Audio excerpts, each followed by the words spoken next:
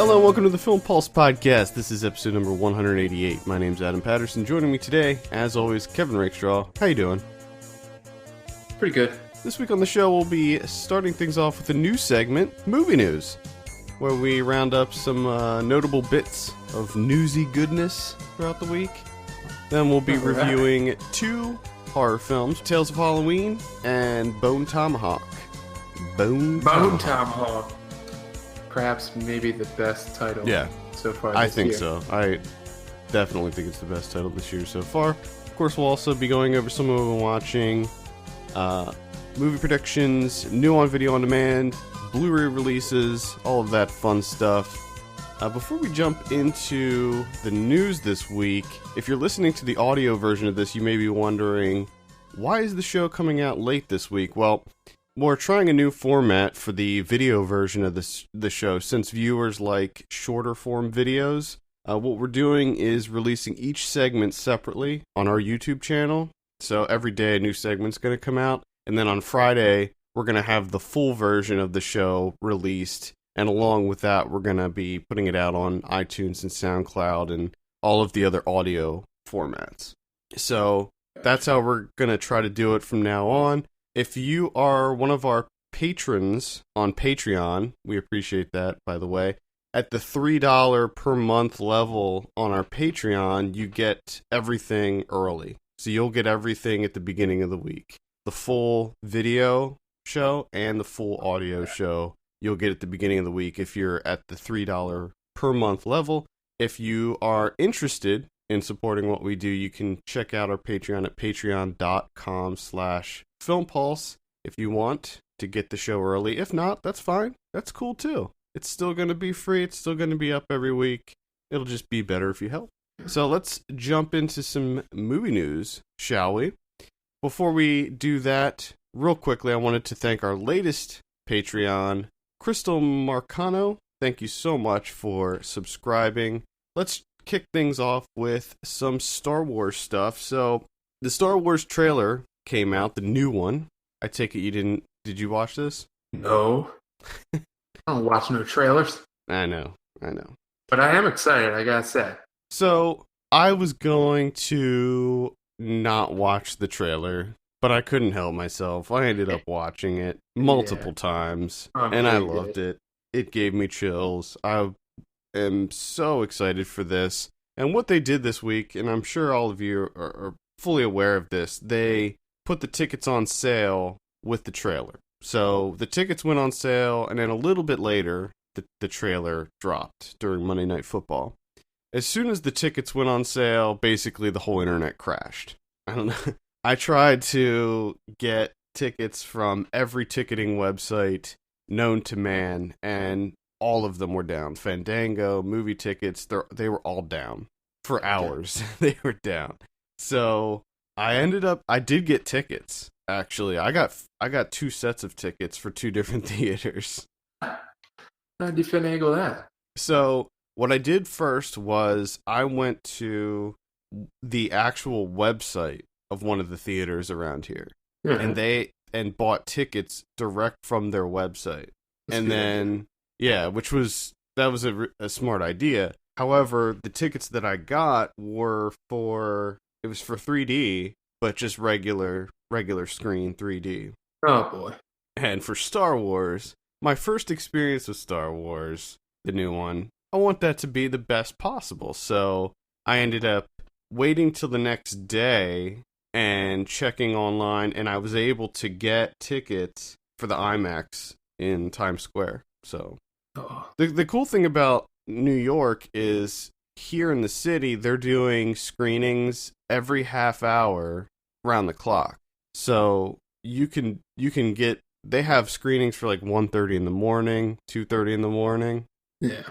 So you can, even though there's a lot of people here, there's a lot of theaters here too. So I was able to snag some. So IMAX reported that they made $6.5 million in domestic pre-sales for Star Wars. Damn. Basically shattering all previous records. This movie's going to be huge. I'm predicting that it's going to be the highest grossing movie of all time. I think it's going to be the fastest selling. I think it's going to be the highest grossing opening weekend. I think it's going to shatter all the records. Break everything. I think so. And it looks great too. Right. I'm really excited about it. The trailer got me super amped up, and I'm feeling really good about this movie. Like I said, I was kind of ambivalent towards the new Star Wars coming out, and I just figured, at some point in time, I'll get around to it. Someday. But everyone else's excitement is kind of wearing off on me. That I'm a bit excited for Star Wars. I think you're going to have to see this one in the theater. I know you like watching movies on your 28-inch. No. I'm gonna try and get out to the theater. I don't know if I'm gonna be going the opening weekend, just because I have a feeling it's gonna be a nightmare. Well, what I did as soon as the thought of buying pre-sale tickets. Now, keep in mind, the movie doesn't even open until December 18th, so we're 2 months away. When I started thinking about it, reserved seating is, as long as you do reserved seating, you're fine. Yeah. If you don't do reserved seating, you're screwed. So hopefully, but it's still just the thought of being around that many people in a small room. Usually, though, reserved seating is the theaters are bigger and there's more space. There's still people. There's still too many people. There's still people. Yeah. I'm just talking about me, but I am excited. Exactly.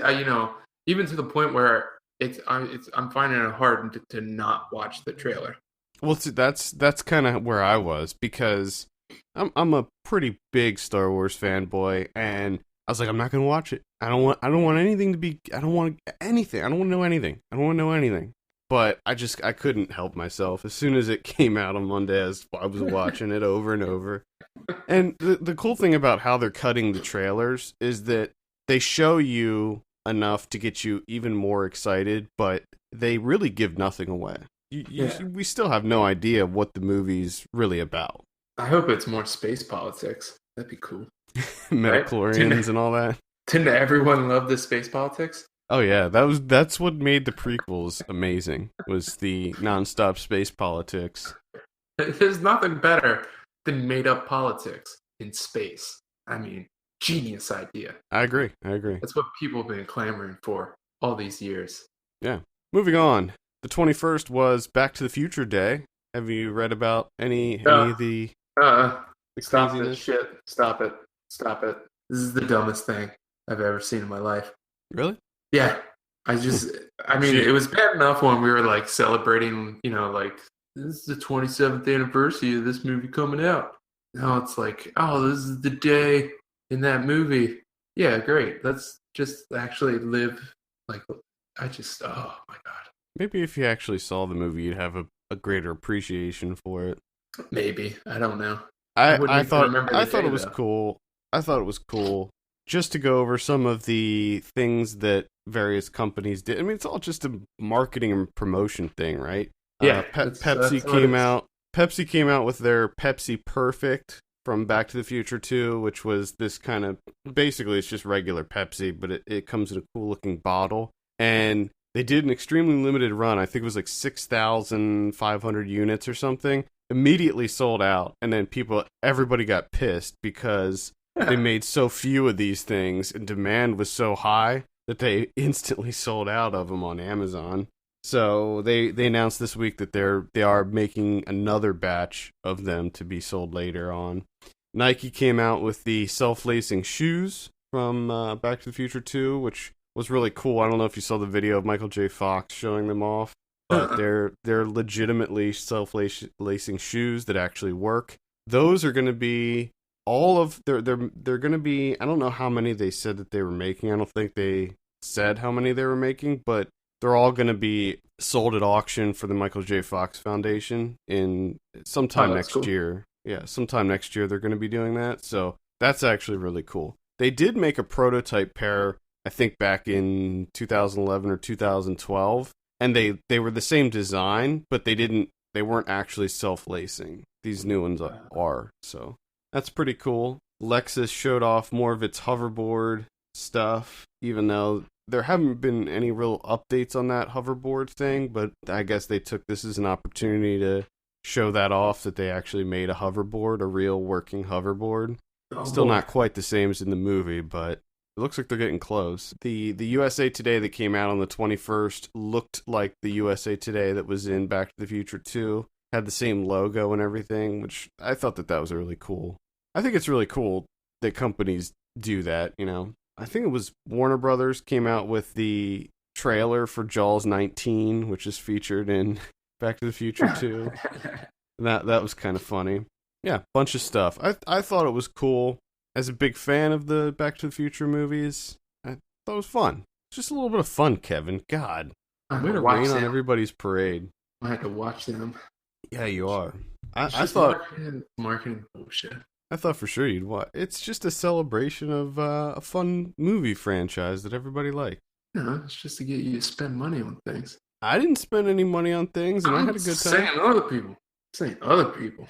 Yeah. I mean, it's nice the way that, what was it? You said the self-lacing shoes? It's nice to go that way, you know, make it a charity route. Mm-hmm. Yeah, go the charity route.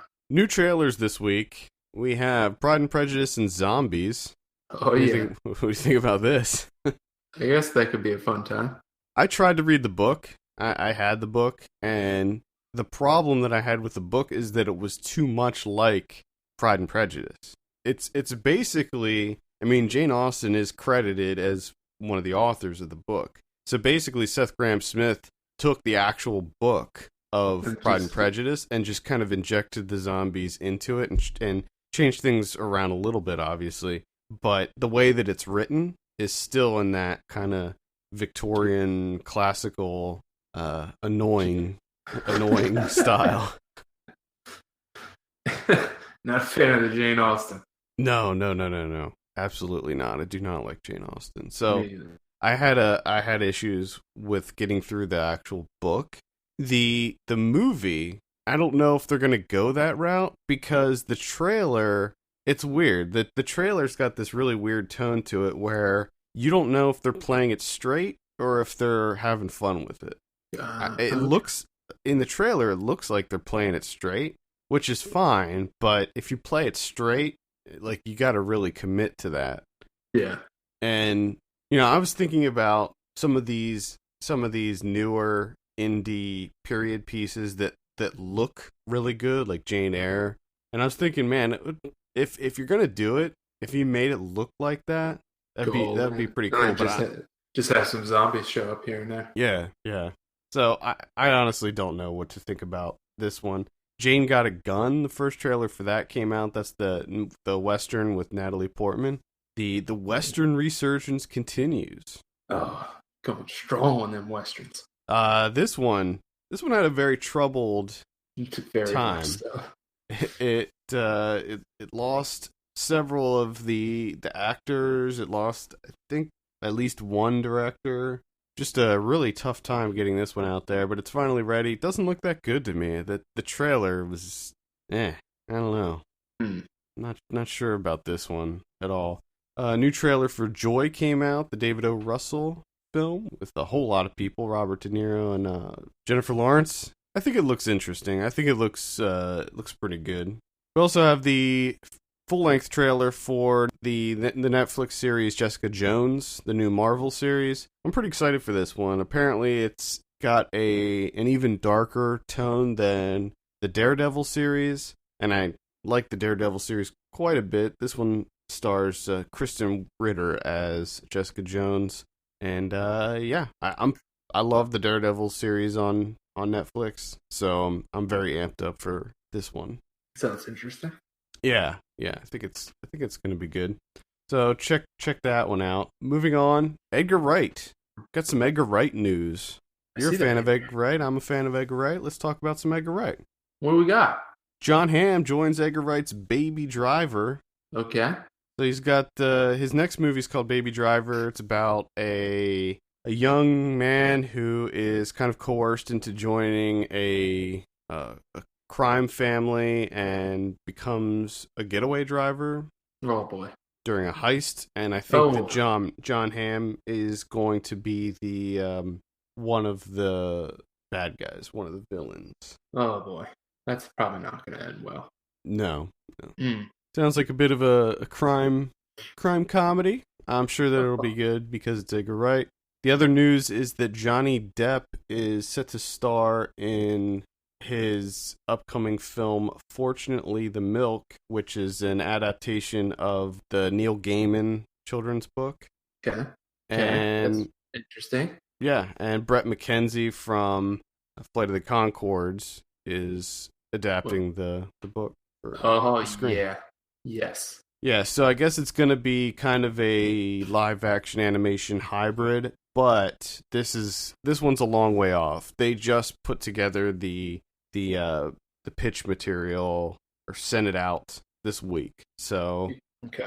This one's going to be a long way off, but I think that it looks quite promising. The Raid's Iko Uwais joins the Mo Brothers' next movie, Headshot. So the Mo Brothers did Macabre and what was that? Killers?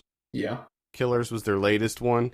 And Iko Uwais is joining their new one called Headshot, where he plays a young man who washes ashore, an amnesiac with a serious head injury whose past comes back to haunt him shortly after being nursed back to health by a young doctor. Violence ensues. What do you think about this one? I believe that his team, his fight choreography team, is also going to be joining this one, so we'll probably see some decent fighting in there as well. I'm in. Of course. Of course I'm in. I really wanted to like Killers, but that one didn't really work for me. No. Nope. However, I'm still on board with what these guys are working on, and I believe that Julie Estelle, who plays Hammer Girl in the Raid 2, is also going to be in Headshot. So sign me up. Let's do it.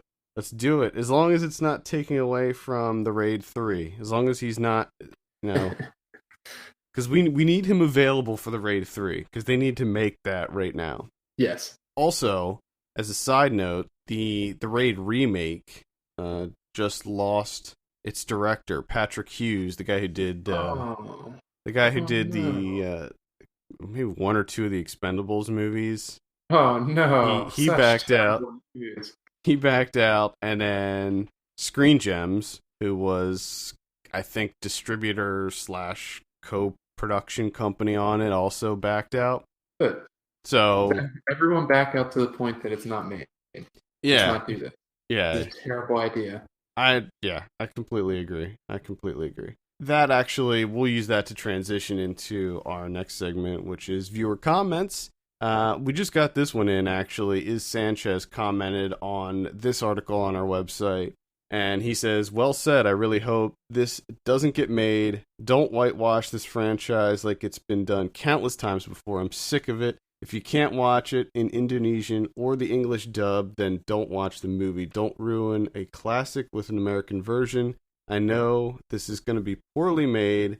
It's not even going to feature the martial arts used for this film, which is the pencak silat style. Yeah. We Americans have to stop ruining everything.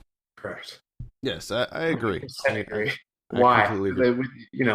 What is the point of remaking this? Why?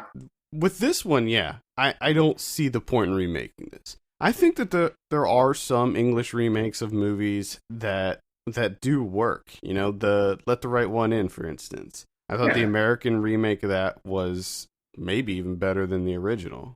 But in the case of The Raid, you just gotta leave that one be. Yeah. Like, that's not gonna work in America. We don't have our own... we have Roadhouse. That's ours. Yeah, Roadhouse is our thing. The Raid can be theirs and leave it. Although I would love to see an Indonesian version of Roadhouse. I want to see it go the other way. That would be fantastic. I'm all for that. The Deemer on YouTube commented on our last week's podcast when we talked about Beast of No Nation. He says, I thought Beast of No Nation was very unique and compelling, if brutal in its depiction of violence and war. That made the film even more honest in its narrative about a child soldier. It's also one of the rare movies based on the African continent. Yes, it's a large landmass, not a single country. Oh, thank God. That did not need the typical Western trope of a white POV character. Rarely do you find a movie about such subject matter that doesn't feel compelled to throw in a familiar face as a surrogate to ease the audience into the experience, and it goes on from there. But I think that just I think he was kind of going off of what you said, Kevin, about Idris Elba playing too big of a role. Yeah. Which, I mean, I agree with him. It's a step in the right direction. Yeah, I kind of agree, too, where you have kind of, I think what he was saying is that you have kind of like the bigger name person as a surrogate to ease people into these more serious stories with more minor or younger characters or people that we don't really know by name. Yeah. I just wish they would stop doing that. Yep. At the end, he says, either way, a good podcast, guys. Keep it up. Thank you, the Deemer. Finally, we have one other comment from JD. This was on our website. Jennifer Lawrence is the best. Her second Oscar is on its way. That was in reference to the Joy trailer. I don't know, man. Maybe nomination. She'll get a nom. I could see nomination. For everything. I just don't know. Yeah. They have to have her show up. She's got to show up. She's so much fun on the red carpet. She's such a goof. Lawrence. She's such a goof. Yeah. If you want to send us a question or comment for the show, podcast@filmpulse.net. You can also send me a tweet at filmpulse.net. I'll take a look at that. Or you can just comment on our site or any of our videos or any of that stuff, and I'll see it. Let's talk about our first review of the week, and that's going to be Tales of Halloween. I'm not going to list all the directors. There's 11 directors, I think. Okay. I have the synopsis here. 10 stories are woven together by their shared theme of Halloween night in an American suburb where ghouls, imps, aliens, and axe murderers appear for one night only to terrorize unsuspecting residents. This is out now in limited release and video on demand. Kevin, gonna throw it over to you. Tales of Halloween. You sure? Yeah, because I already know what you're gonna say about it. So let's do it. Oh, no, actually, I'm predicting, but let's do it. What do you think of Tales of Halloween? I hated it. Ugh. Is that your prediction? Yeah. I absolutely hated it. For me, there's absolutely no redeeming factors in this thing, and I just wanted it to be off. It was god awful. Yeah, I completely disagree with you on this one. I had fun with this one. The shitty thing is, I saw this a week ago, and I wanted to rewatch it for this so that I could talk about some of the specific segments that I liked and highlight some specific ones, but I was not able to rewatch it, and I cannot remember the specific segments that I liked, which is very unfortunate. Very unfortunate that I just can't remember the ones that I have really appreciated. But when I watched this, I had fun with it. I liked it a lot more than the VHS movies, or maybe the last two VHS movies. And the length of the shorts, the segments, I thought it was a perfect length because the length was good. I am on board with the length. Good run times on these. I'll give you that. The segments in VHS I thought were a little bit too long. They kind of overstayed their welcome, especially on the ones that you didn't end up liking. They were just, you're stuck with them. Yeah. With ABCs of Death, those were too short because there was 26 of them in a movie. So they were barely anything. So this one I thought that they were good lengths. I mean, there's 10 stories and they all have a cohesive beginning, middle, and an end to them. I agree. They're all terrible. What was terrible about them? Everything. None of them were. The number one thing I guess I disliked was the humor. Nothing made me laugh, which is really unfortunate because I thought at least I can tune in and have a good time, like enjoy myself. But that didn't happen. All the storylines were pretty, just really lacked anything of interest whatsoever. The only one that came close to being, and maybe this plays a large part too, the only one that came close to like, oh, I kind of like this was the first one, the Sweet Tooth. I thought that was a good idea. and I liked the performances in that and where it went, which unfortunately was the first one right off the bat, and then everything was just straight downhill. I liked most of them. I did. There weren't any. There weren't any that I actually hated. There were some that just were average. The pumpkin one, where the pumpkin was the monster eating people, that one was probably my least favorite out of all of them. But I didn't like that one. I didn't like the one with the neighbor who ended up being the devil and they kidnapped the kid. Yeah, I liked that one. That humor, I just couldn't stand it. I didn't think it was. I don't know how effective the humor was for me, but I liked the story. The other one I didn't like was actually the Lucky McKee one. I think that the Lucky McKee one, the one where it was the couple and they couldn't have a baby. Oh my god, that was awful. I'm pretty sure that was the Lucky. Oh my god, that was my least favorite out of all of them. I'm pretty sure that was the Lucky McKee one. That was terrible. Which is a shame because I like Lucky McKee. But. And the one that I don't even really dislike or hate or enjoy or any. I just I have no feelings whatsoever towards because it was completely nothing. Was the two neighbors that lived across the street from each other and them fighting? Oh yeah, that was such a pointless short. Well, that just was kind of a play on the popularization of the home haunts. You know, if you see that movie American Scream, maybe you'll have a greater appreciation for that. I think that this is a movie that maybe will be appreciated more by diehard horror fans because there's all these Easter eggs and winks and nods everywhere sprinkled out throughout this movie where some of the things I think you wouldn't pick up on them unless you were a huge horror buff. And I'm sure that there's plenty that I actually missed too. But yeah, I like that they got Adrienne Barbeau to be the narrator. I liked the cameos from John Landis and Joe Dante. I appreciated that one. And the one with John Landis was probably one of my favorites. I thought that one was legitimately funny. It was kind of funny, especially when he just kept calling him back, telling him to take him back. Yeah, I liked that one. I liked the fact that they were slightly interconnected, but not in a way that I thought was detrimental to each of the segments. It didn't feel like it was forced. It just felt like it was kind of thrown in there, which I actually liked that. Where you can see just little bits, like when, some of the trick-or-treaters are the same ones as from the other segments and stuff. I liked that. Yeah, the fact that all 10 stories take place in the same little town. Yeah.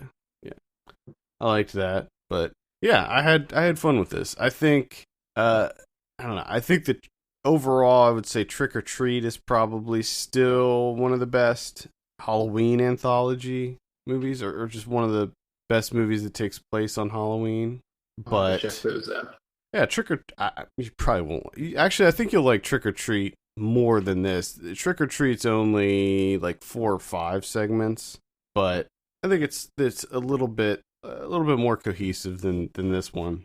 Yeah, I still had fun with this one though. I gotta say, part of it's probably just the fact that it's themed around the holiday. I mean, I love Halloween. It's my favorite holiday. So, and a lot of the stories too, a lot of the segments were kind of the same theme. Like a lot of them were based around people doing bad things and being punished for it. They all had kind of a Tales from the Crypt vibe to them. Yeah. So for like these anthologies and stuff, the fact that it's based around Halloween, does that automatically get you like a 2-star minimum? Does that like lock you in at a 2-star base? Well, it's hard to say because to my knowledge, the only ones I can think of are this one and Trick or Treat. I mean, if you're talking about like anthologies, horror anthologies in general, I don't know. I don't mind them because even the bad ones, they're short. I've seen a lot of movies that have been bad for an hour and a half, and I sit through them. And it's like, if these are bad, At least they're only like 10 minutes long. It's like to me it's like going to a film festival and going to one of the shorts blocks, where some of them are going to be good, some of them are going to be crap, but as long as there's the good to crap ratio is in the positive, then it's a positive experience. And for this one, it was. For this one, like I said, there weren't any that I outright hated, except maybe that Lucky McKee one. But so out of 10, one that I really, really hated, or one that I moderately hated, and the rest were okay. So it's a positive for me. There you go. Had a fun time. I just had a fun time with this one. Well, I wish I had a fun time, but I didn't. That's what I wanted. I wanted a fun time, and I didn't get a fun time. And I'm a little bit bitter about it, to be quite honest. Well, just go back and watch VHS 1. You love that one so much. Did I? I thought I hated the VHS. I think you liked 1 and you hated the rest. Yeah, I think 1 was okay. I think what it boils down to is that you just don't like anthologies. I love the idea of horror anthologies. I would just like to see a good one. Oh, maybe someday, Kevin. Maybe someday. I can dream, can't I? I'm gonna stay positive vibes. Just throw it out there into the universe like The Secret. One of these days.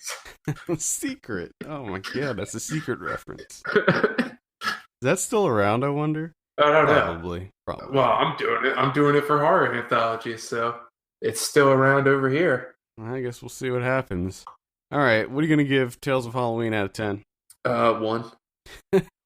Jesus Christ.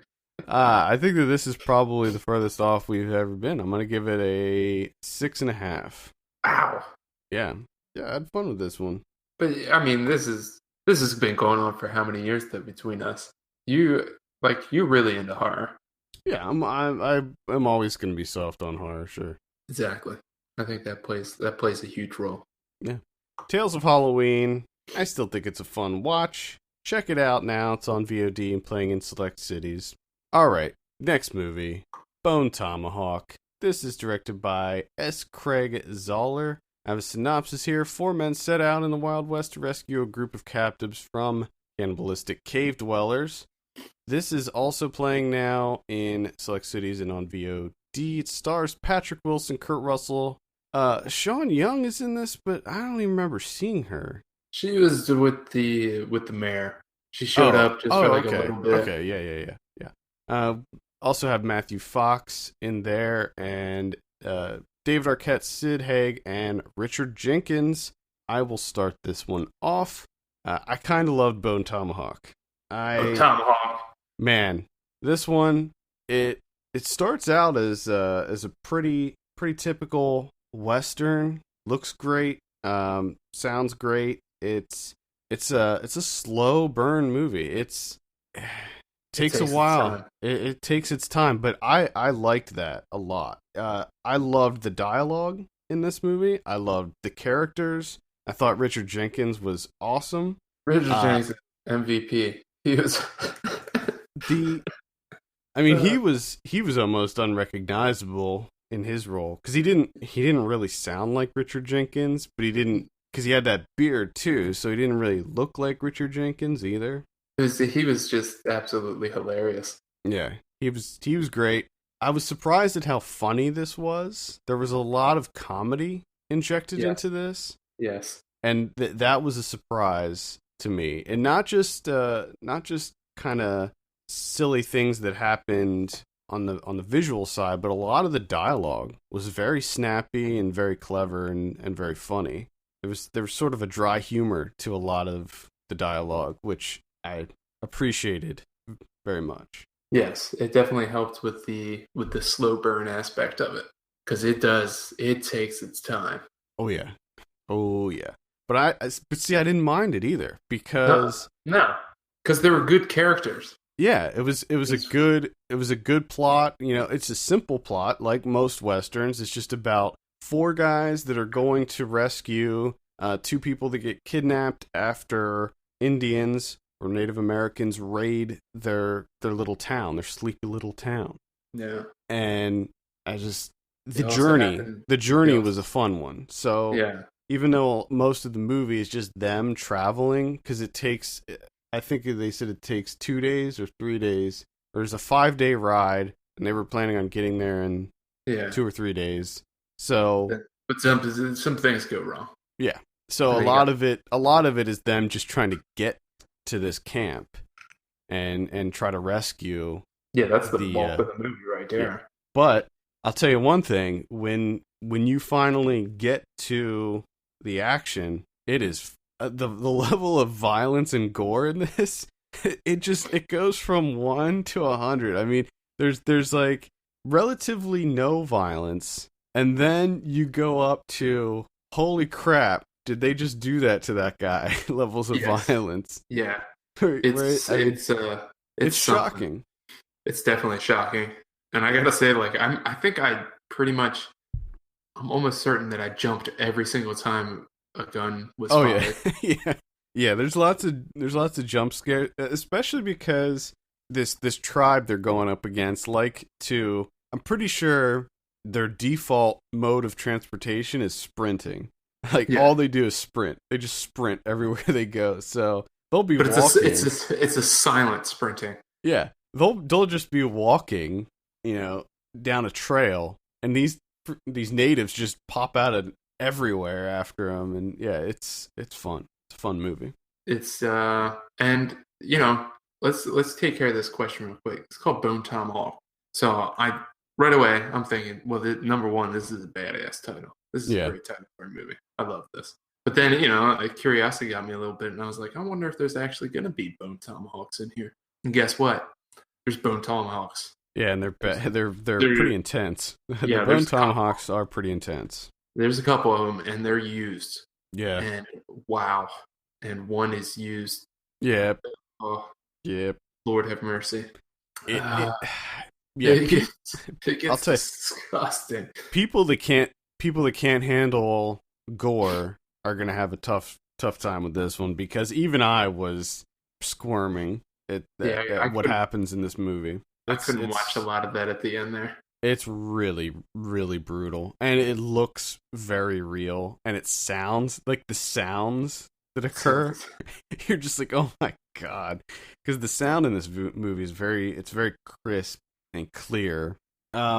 Couple of the just little minor scenes that I liked. I liked the scene when they were gearing up and they were all on their horses, and Kurt Russell just looks at Richard Jenkins and goes, "That is not a handsome horse." I don't know why, but that line really got me. And there's a lot of little lines like that, mostly spoken by Richard Jenkins. Just little throwaway just little lines here and there. And everything about with when you're first introduced to Jenkins, the whole soup tea thing. Mm-hmm. Yeah. Because it throws you, because the movie starts off so brutal. Mm-hmm.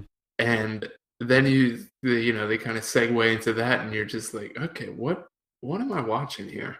Yeah. It's a Western, but it's a horror movie, but it's also a comedy. Yeah, it is definitely a genre mashup for sure. And then you have Jenkins when he's talking about that guy that he saw on 2 crutches. Yeah. Just talking about the possibilities, and then how he gets so excited about that flea circus. Oh yeah. Yeah. And he's just so relieved and so happy to find out that they were indeed talented fleas and not a ruse. One of the other kind of small scenes that I really liked was the scene when they were standing around, they were on a hill, and they were looking through the German, aka their fancy spyglass that they had, and it was Matthew Fox kind of scoping things out, and he saw the snake hanging from the tree, and then you hear the gunshot, and then you see the spyglass move down 5 inches, and he says deceased, or what type of snake is it? And then you hear the gunshot moves down, deceased. I don't know, that scene was really effective for me. I just thought it was funny. I liked Matthew Fox in this, which is odd because I don't really like him in a lot of things. Yeah, I thought everyone was fantastic. I liked his character as kind of the pretty boy who had all the expensive equipment. And he was wearing like the nice suit to go out and do this, and he just knew everything. But he was still kind of a badass. He got to see the Bone Tomahawk firsthand. Yes, he did. Yeah. Yep. Oh man, Bone Tomahawk! What a surprise! I gotta say, this is a surprise. Yeah, I have very little negative to say about this movie. I was pretty much gushing on it the whole time. I loved it. It was so much fun. Had a great time. Yeah, I definitely recommend Bone Tomahawk. And just like this, thank goodness, because there's because you set the expectation pretty high with a title like that, and then you got that cast in there, and you're just like, oh man, I hope this turns out to be good, and it sure does. Yeah, and Kurt Russell coming. I mean, I haven't seen Kurt Russell in quite a while. Yeah, if you want a Kurt Russell fix, and I want to see some classic Kurt Russell. Yeah, I'm a big Kurt Russell fan from way back. So this was great.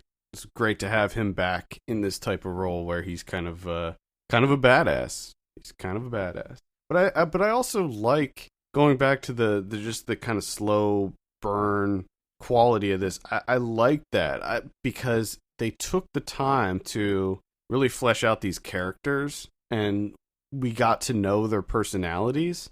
And I mean, they dedicated entire scenes to just making sure that we knew who these people were and what they were like and their personalities. Like for instance, when Matthew Fox came into the saloon and had that interaction with the passed out piano player and all that stuff.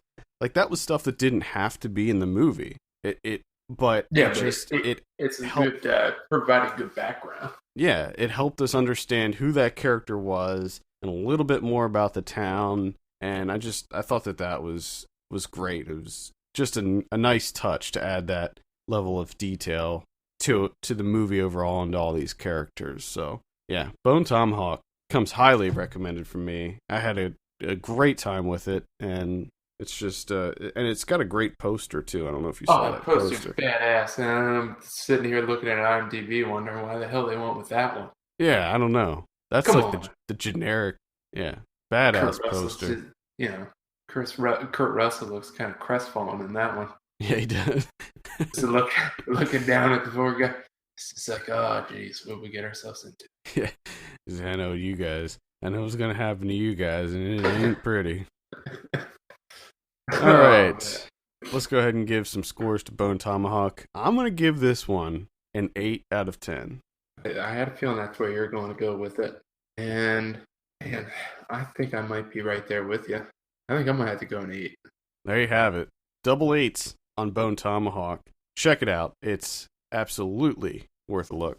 I don't know how many times I said out loud, "Sweet Jesus." Yeah, during this movie.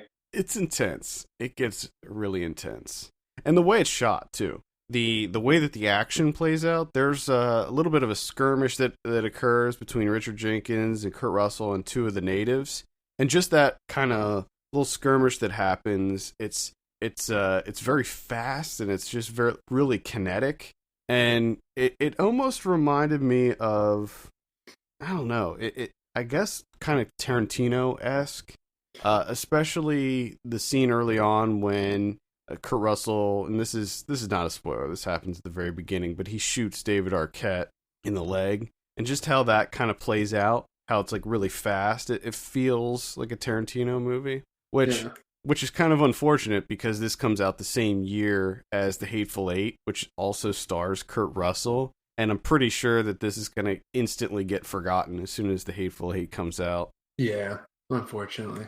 I mean, the good thing is that there's at least a little bit of time in between them. So hopefully, got some space in between there. Yeah. Hopefully people will check this one out. All right, let's talk about our watch list for the week. I think that I'm going to start it off this week, and I saw a horror film. Here's a quick spoiler. I think my entire list this week's horror movies just because of Halloween coming up. I saw a movie called Julia. This came out this Friday in limited release. To my knowledge, it is not on video on demand. So if it's playing in your area, maybe check it out. This is essentially a rape revenge film, so a lot of people right off the bat are not going to be into this one, and I completely understand. I'm not particularly into the rape revenge films in general either, but this one is actually pretty good. It's not great, but it's like a B movie mixed with an indie art house film. The way that it's shot looks like an indie drama or even an indie comedy, the way that they kind of look. So visually, it's very interesting, this movie. It's directed by Matthew A. Brown, and basically it's about a girl who gets sexually assaulted by a group of kind of preppy young rich kids, and she ends up finding this therapist that has this very unorthodox method of kind of dealing with the trauma, which essentially involves exacting revenge on the men who wronged her. And she kind of gets a little bit out of control and just starts going on a rampage, on a killing spree. Okay. A lot of really, really brutal scenes in this one too. A lot of really, really, really violent scenes. But the interesting thing about it is that you're never really quite sure what is kind of fantasy and what's reality, because it kind of takes this surreal tone where there's this like weird cult, and you're really never sure what's quite happening, because a lot of it seems like it could be in her head. So I liked that aspect of it. At times, I thought that it leaned a little bit too much towards the B movie side of things rather than the indie drama side of things. But overall, I thought it was okay. Just be forewarned. There is a pretty, I mean, it's not like Irreversible or I Spit on Your Grave levels, but there is a rape scene in it that's not pleasant to watch. Although I will say that Matthew A. Brown, he did it in the most respectable way possible, if that makes sense. Like, he didn't do it in, it didn't, at least to me, it didn't feel like it was in like an exploitative way. He wasn't glamorizing the scene or anything like that. Yeah. But maybe a light recommend for Julia. Okay. Yeah. I have one that's not a light recommend, and that's Chantal Akerman's final movie, No Home Movie. This is a documentary that essentially is about 2 hours of Akerman using her static long takes to kind of document her mother's declining health.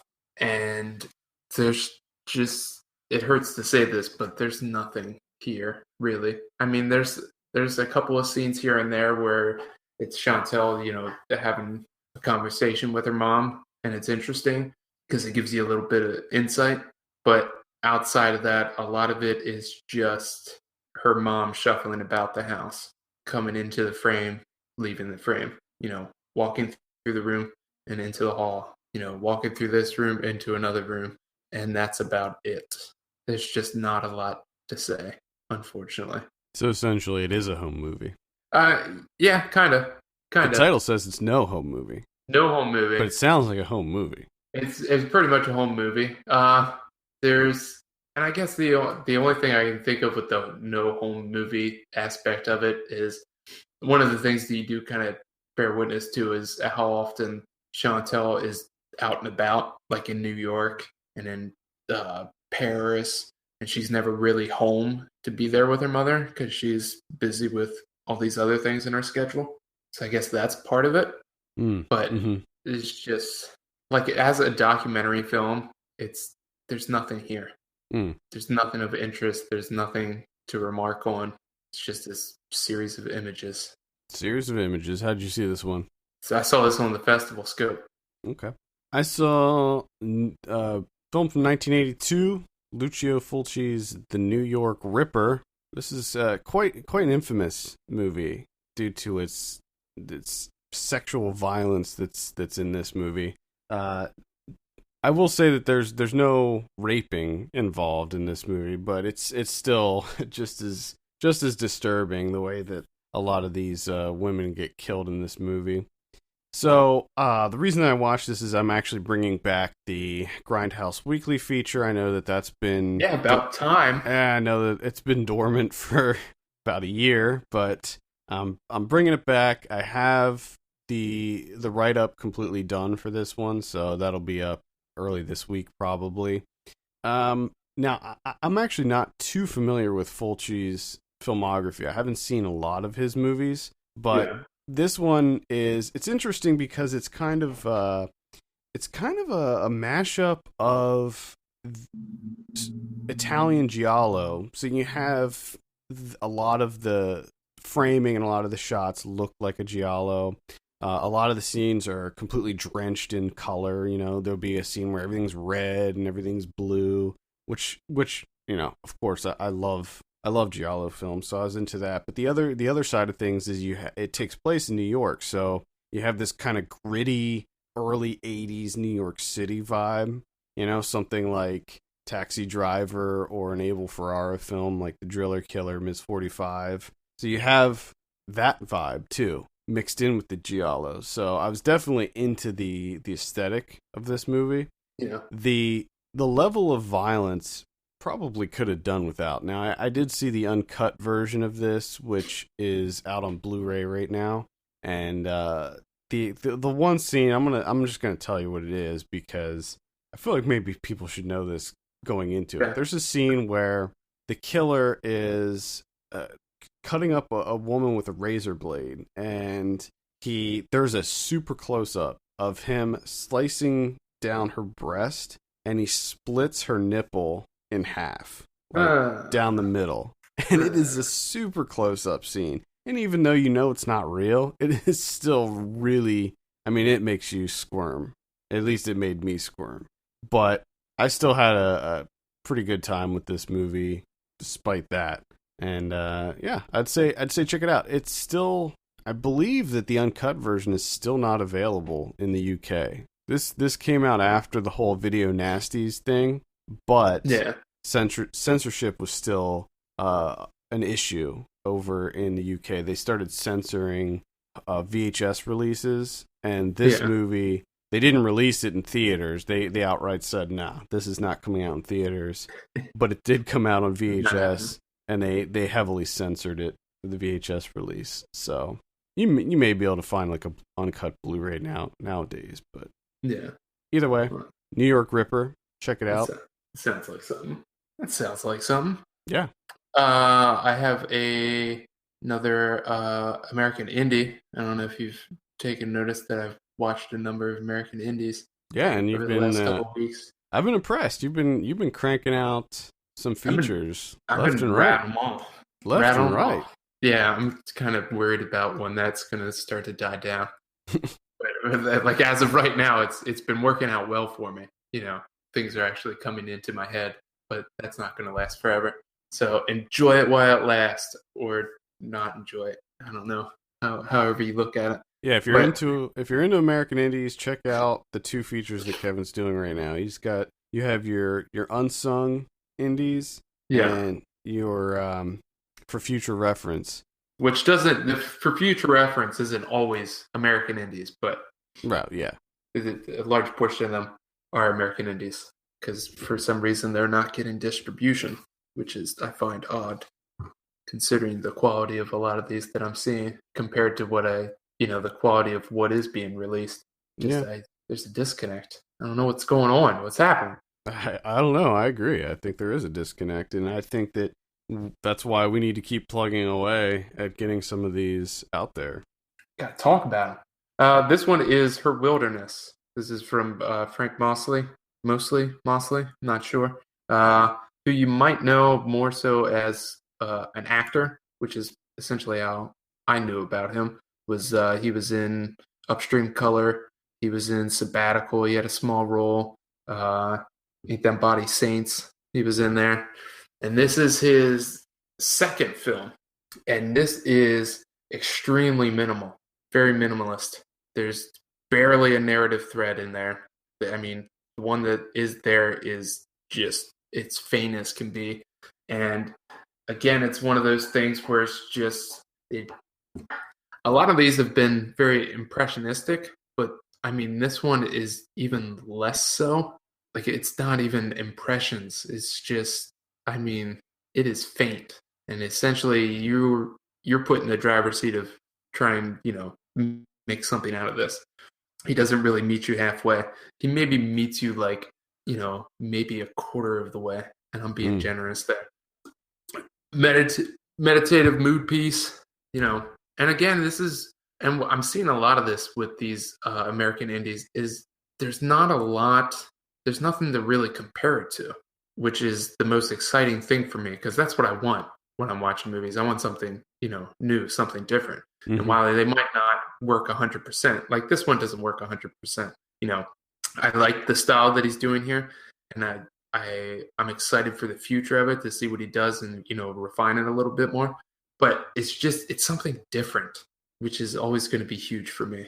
I'm always going to try and champion those because it just needs something different. Yeah. So keep an eye out for this one when it finally does come out. And one thing that I didn't really, because I have a review for this up there, and something else that I didn't really get into is I think this is supposed to be more so of like a installation piece. Oh, okay. Because it's centered on like 4 different people, and it kind of cuts between each of their stories, and everything has this like translate like quality to it. Even the line delivery and everything is very, I don't want to say stilted because it doesn't have the feel of like Sabbatical or something like that. It's just it almost feels like everyone's been hypnotized with their performances. Oh, okay. Different, and it looks like Frank Mosley told us that they're tentatively aiming for a Fandor release this winter or spring. Which that's another thing that has me excited, because I know a couple months back I think there's a partnership with Fandor and Factory 25, because I think that's how Stinking Heaven's going to be coming out, is on Fandor. So I really love this idea of Fandor picking these up and doing VOD. Yeah, it's interesting. It's almost like they're doing their own distribution of sorts. I'm surprised that more indie filmmakers haven't opted for the Vimeo on demand thing, because either that or like Alfred Leisure with the VHX, where you can have like your own little website on there. Yeah, you essentially self distribute, and you cut out a lot of the middleman type stuff. So yeah, I don't know. Maybe it's harder just to get noticed when you're on platforms like that. Maybe it's because when you're on Vimeo on demand, you're kind of limiting your reach. Yeah, true. To a certain extent. You're not on iTunes. You're not on Amazon. I don't know. It's interesting. I saw The Gift, directed by Joel Edgerton. I heard good things about this one, like a surprise. It's surprisingly good. It is surprisingly good because it doesn't. From the trailer, you think it's going to go one way, and it's different. It's different than what the trailer makes it out to be, to a certain extent. Some of the stuff you can kind of infer what's happening, but there's a lot of little twisties and turnies in there that you don't really see coming, and it's well made. It's incredibly tense. The whole movie has this kind of tense vibe to it, where at any moment you're just like, oh my god, what's happening here? And this is a slow burn too, in that not a lot happens in this movie. I mean, it's a slow burn thriller, but it just keeps you on edge the whole time. Just how and it made me jump twice, like intense jump scares that were not really anything, but because I was already on edge, it really made me jump. So I had a really good time with this. Jason Bateman in a dramatic role. I like to see him in dramatic roles from time to time, so he did a good job. Rebecca Hall did a good job too, and as did Joel Edgerton, who pretty much did everything on this movie, and he was great in it. So yeah, I definitely recommend The Gift. I have to check that one out. Oh yeah, I think you're gonna like it. You'll like it. All right. Another American indie, Mud Jackin. I saw this one too. I was just waiting for you to. Mud Jackin. This was my latest unsung indies, which from Letterboxd before me and you, I think like there was 3 people on there that saw it. That was it. Well, it's as of now, there's five people. So we added to it 5. And this was again. You can read my review I have up. Plus, within the review, I have a stream of the film itself because I was able to watch this for free on Vimeo, which is a huge bonus. But holy shit, does this thing have a boatload of ideas just going on? There's so many things going on in this movie, and it goes so many different places, and it was just, again, it was energizing. It was a little too much for me. A little too much? The problem I had, especially towards the beginning, like in within the first act, was the fact that, and it kind of cools off towards the end, but for a large portion of this movie, it's just constant people talking over one another, and they layer dialogue, so it's like she's saying something, but then they have her like inner thoughts happening at the same time, and then they just layer audio. And I totally get that that's a stylistic choice, but I found it to be kind of grating, and I was getting annoyed with that. But like I said, they kind of cool it with it towards the end. Yeah, it does kind of.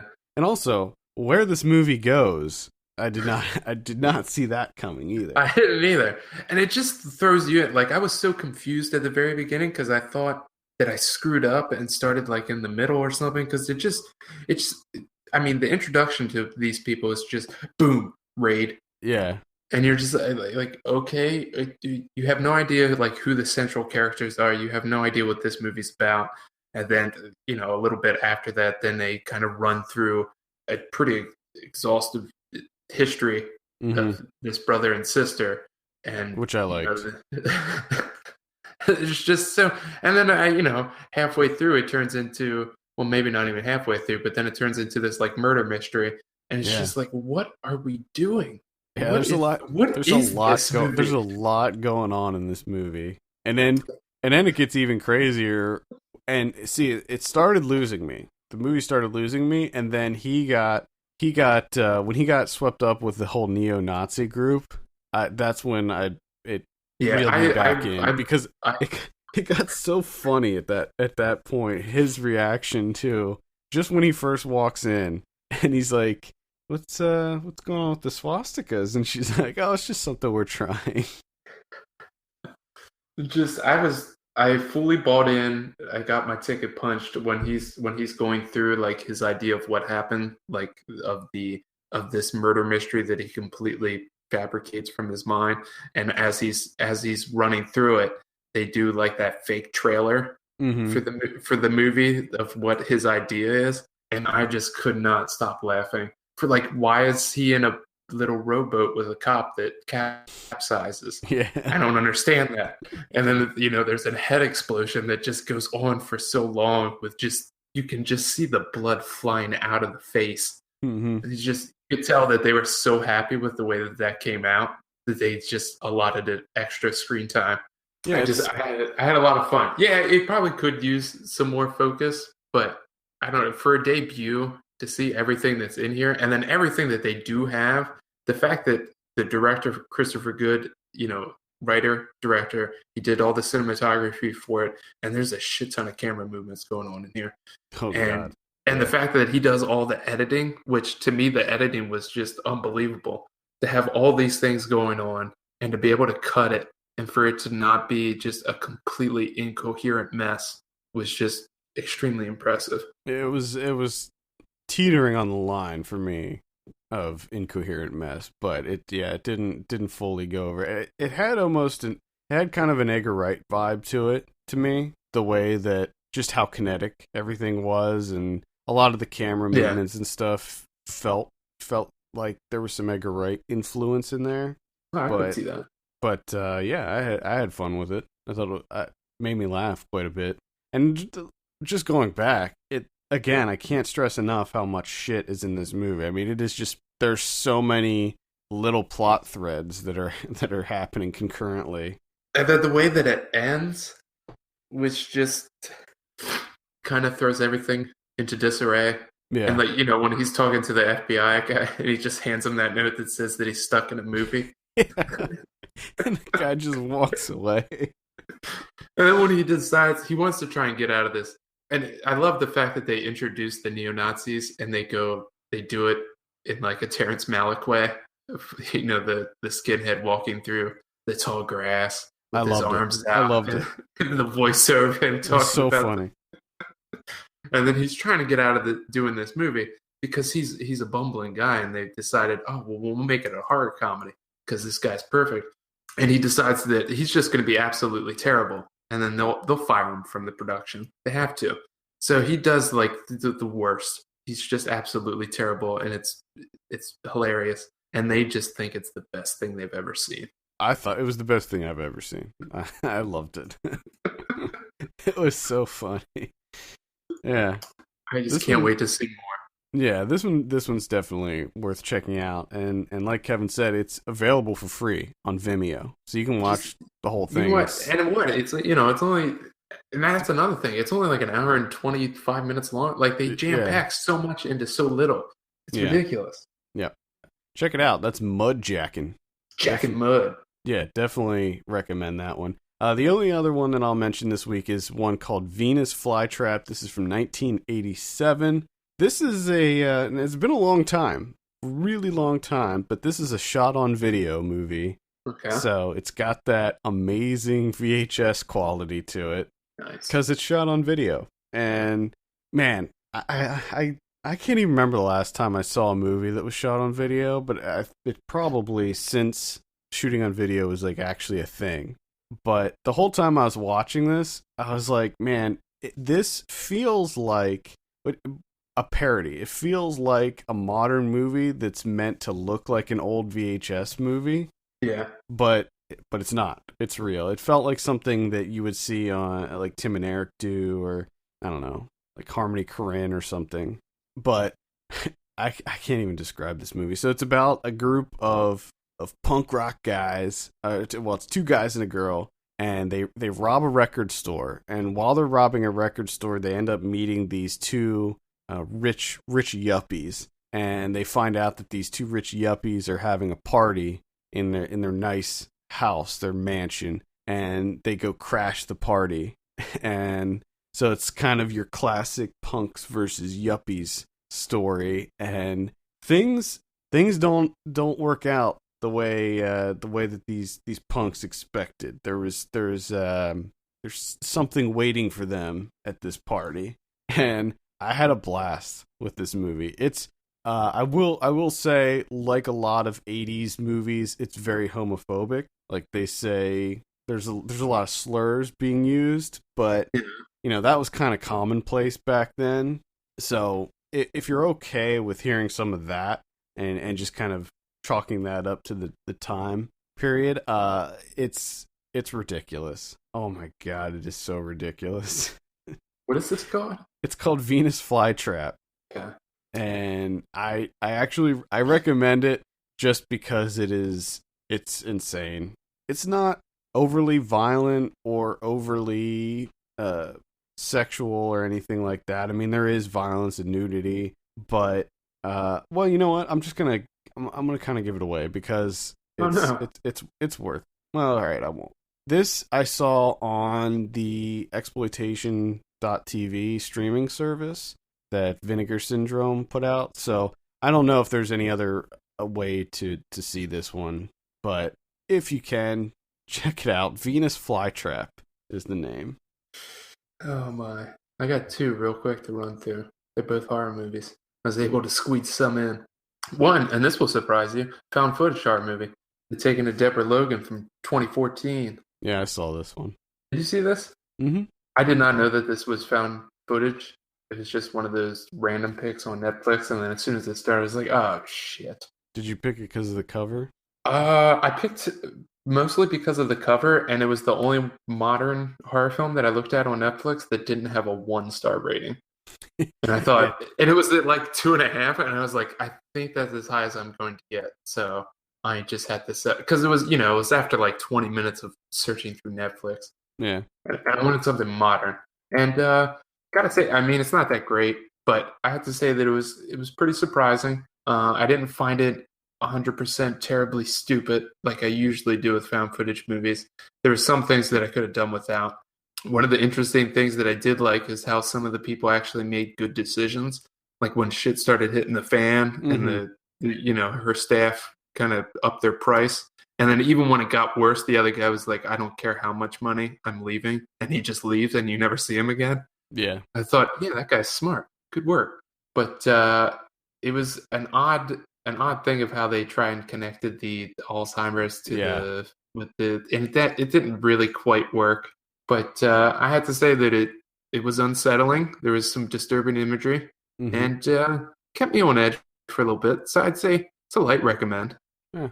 I I didn't like this one, but I've seen so much found footage horror. I think in my Letterboxd review, I said, if this came out 3 or 4 years ago, I probably would have liked it a lot more. But having seen so much found footage, I just... well, and again, I think that's what helps me here is I haven't seen that many. Yeah. And mostly the ones that I've seen are so bad that it's like, oh my god, this is a breath of fresh air. I did like the Alzheimer's hook in that, too. I thought that was an interesting way to present, because, I mean, in reality, that is a very horrifying disease. And I thought that was an interesting way to put that in there, because it also made you think, it cast disbelief in there, because, just chalk that up to Alzheimer's. She has Alzheimer's. She's not possessed, But then it quickly becomes apparent that it's more than Alzheimer's. Yeah. And then that kind of goes out the window. I think they could have used that a little bit longer. Yeah. The other one that I saw was Children of the Corn from 1984. Oh, the original. I just saw this for the first time not too long ago when I did my little Children of the Corn marathon. Yeah, I did this Friday night, and this is something, right? I didn't like it. Children of the Corn. I don't think I liked any of them in that whole series. They didn't really work for me. Well, number one, some of the child acting in this is just downright god awful. Especially the kid that does the voiceover narration. That was terrible. And I mean, the initial sequence with them in the diner, when the kids kind of take over their first attack, that was something. I was not expecting that. Yeah. And but man, it just really goes nowhere for a really long time, because at a certain point in this movie, we paused it to smoke a cigarette, and there was 20 minutes left, and I thought to myself, well, that can't be right. Nothing's happened yet. Like, what's going to happen in the next 20 minutes? We're going to be able, to tie up all these loose ends, which they tried to. But there's just some stuff in here that's just way too hilarious. Like when the camera would the quick zoom in on the corn itself, and it tried to be like, oh, the menacing corn. And you're like, it's fucking corn. What? This is such a ridiculous story. And then when the corn at the end is kind of like, it pulls Peter Horton down because apparently he can't overcome corn, and it starts to like cover his legs and whatnot. And he doesn't fight back for any reason. He's just like, oh, corn. And the little kid has to come out and save him. It's just, oh man, it was something. Yeah. Such a ridiculous movie. Well, you have 7 sequels that you can check out to complete the story. So the story ends here. Children of the Corn. They killed the corn. Everyone's happy. And then they left behind a shit ton of kids. They just that couple took 2 of the kids and then just abandoned the rest of them. Well, in the sequel, you find out where those kids went. Okay. They all get rescued. They all end up in an orphanage. I don't. There's a part of me that wants to continue because I want to see how they make sense of this ridiculous story, because it makes no sense whatsoever. Well, I'm going to give you a spoiler right now. They don't really do a good job of explaining it. That's what I figure. Because I'm like, okay, who's the man that walks behind the rose? What's happening? And then all of a sudden it's like a giant mole, and you're like, what the fuck is going on? It's ridiculous, and all of the sequels, it just gets more ridiculous and more convoluted as each movie occurs. I think almost all, if not all, of these are on Netflix, though, that you can stream. I think you are correct. I think when I did the marathon, all of them but part 2, which was on Netflix. Yeah, I'm not going to do that. Nah, I wouldn't recommend it. I mean, there's some movies, some of these movies like Nightmare on Elm Street, Friday the 13th, where I would say, yeah, it's worth just plowing through the whole series. But Children of the Corn, no, absolutely not. No, I got off the Children of the Corn train Friday, and I'm never getting back on. Yep, can't blame you on that. All right, let's go over our predictions from last week and pull this up here. The Last Witch Hunter, you said 38, I said 34, actual 15. Ouch. Gem and the Holograms, you said 20, I said 27, actual 20. Wow. Yeah, hit the nail on the head there. I think that there was I can't remember. I apologize, but it was on my Twitter feed. Somebody said that had some of the employees who work at the actual theaters made more than the Gem and the Holograms opening night. Because it didn't do well. It did not. It pretty much bombed. So I'm actually glad to see that, because that's not cool. That was a stupid idea. Stupid idea. Paranormal Activity Ghost Dimension. You said 6. I said 12. Actual 13. Wow, that's way too high. Yeah, that's way too high. I'm sorry. We didn't predict this, but I saw it on the list, and I thought I should mention that Rock the Casbah, the one with Bill Murray, got an 8. Wow. Yeah. All right, next week, Burnt. This is the one with Bradley Cooper. Now, this one, I'm not so sure about this one. Here's a little story about this. We got invited to a press conference for Burnt, and I don't typically go to press conferences just because I there's just really nothing for me there. Just ask. I don't see the point in asking these kind of softball generic questions that every other publication asks to the same actors. So I was like, no, I'm not really interested in going to the press conference, but we'll go to the press screening. And the publicists emailed me back, and they were like, well, the press screening is really it's not for reviews. It's for editorial coverage only. And I was like, what? Like, I can't review it based on that press screening? So that kind of had me wondering, because it's rare that happens, where they basically embargo you from reviewing the movie based on a press screening. So that kind of led me to believe, all right, maybe there's something going on with this movie. And then they ended up doing something really weird with the distribution, where like the Weinstein Company they changed the distribution of it and made it like they pulled it up a week, so it's releasing a week early or something, and then it's like a nationwide release. So either way, it seems like there's something kind of weird about this movie, and I don't think it's. I think that it's probably not going to be great. So I'll predict 46. I'm gonna guess 32. It also had, I think, at least 2 title changes. It was originally called Chef, but then they realized that they can't do that. And then it was changed to whatever the name of Bradley Cooper's character is, and it was like his name, the character name. Yeah. And then it was Burnt. Mm-hmm. All right. Also coming out next week, Our Brand is Crisis, the new David Gordon Green. Mm-hmm.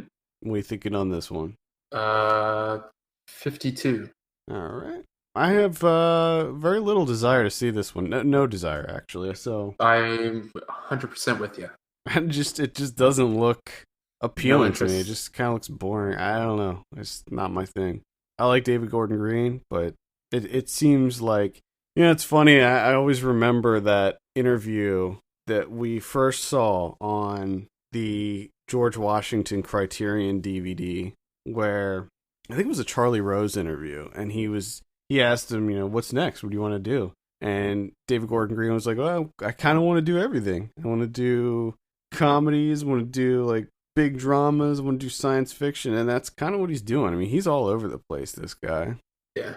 I like that. I like that, but at the same time, it's not like he's the type of director where I could just blindly go see whatever he makes. He's not like a Tarantino or Wes Anderson where I know the style and I know that I'm gonna like it regardless. Yeah. Those are really the only two big releases. In limited release next week we have Scout's Guide to the Zombie Apocalypse, The Wonders, which I think you're going to review that. Mm-hmm.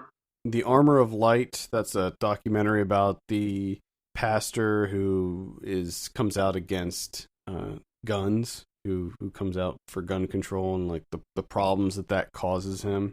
Yeah. And Gaspar Noé's Love. Oh. I'll be checking that one out. I'm gonna try to check that one out in 3D. Just to do it. Just to say I did it. Next week on VOD we have Rise of the Giants, Bloody Knuckles, Bear, and Scout's Guide to the Zombie Apocalypse. I'll be checking out the Scout's Guide one, obviously.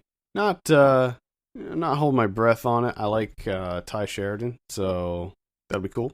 Mm-hmm. Blu-ray next week. I don't have my calendar pulled up here, so let me do that. Next week on Blu-ray we have Army of Darkness is getting a new Blu-ray version. I feel like out of all of the movies ever made, Army of Darkness has more versions that come out. And anytime there's a new format, Army of Darkness is always one of the first movies that comes out on that format. It does seem that way. I don't know. It's weird. I guess that is one of those movies that consistently sells on home release. That just must be it. But they're coming out with the collector's edition on Blu-ray. Let's see what else. The Gift, Southpaw, Pixels, Breeders is getting a release from 1986. Sometimes they come back. The Stephen King film from 1991. Max, that one about the dog with PTSD. Okay. That's pretty much it. Mm-hmm. What do we got on the Criterion front? Oh, we got a big one. Yeah. We got a big one, buddy. We got Mulholland Drive, David Lynch, and I don't think I really need to say any more about that. Except for, obviously, what you're getting with this one is new interviews with Lynch, the director of photography, Peter Deming, actors, composer, production designer, casting director, whole bunch of stuff. Booklet with interview with David Lynch from 2005, deleted scenes, on-set footage, all the good stuff. Nice. Yeah, I like this idea of David Lynch being on Criterion. So do I. And the Coen brothers are going to be on Criterion now too. Yeah. So that's going to be awesome as well. All right, I think that'll do it. Also, Meteor Man. The Meteor Man's coming out from 1993. Remember that one with Robert Townsend? Oh shit! Are you serious? Classic Meteor Man. No, yeah, Criterion. Yeah, sure. Criterion getting that 4K digital transfer? Oh shit! Oh god. New interviews with Robert Townsend? Oh boy. All right, I think that is gonna do it for the week. Send us your questions and topics to podcast@filmpulse.net. You can follow us on Twitter @filmpulsenet and @filmpulsekevin. And please take a minute to take a look at our Patreon page, patreon.com/filmpulse, and consider helping us out by becoming a subscriber. For Kevin Rakestraw, my name's Adam Patterson, and we will see you next week.